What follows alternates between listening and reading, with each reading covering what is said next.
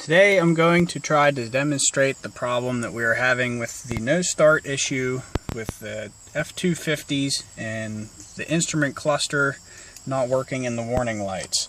So typically you'll have the no start and this is what you're going to see.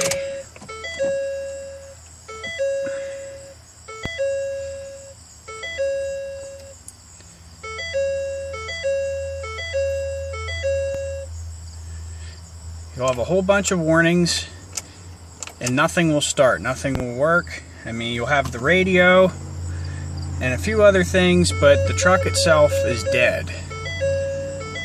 And I believe it is something with the harness that is attached to the parking brake. The offending harness is this one right here.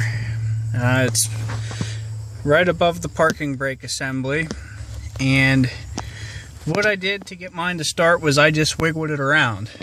But what I did before is I actually had this pulled off and unplugged, and that showed the issue that was on the dash. But now that I have it plugged back in and reattached onto the parking brake assembly,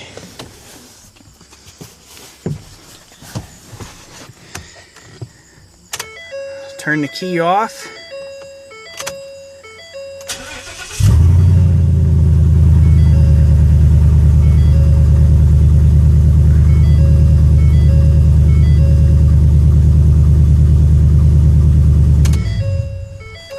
And as you can see, the vehicle starts and my tire pressure warning light is on due to different tires.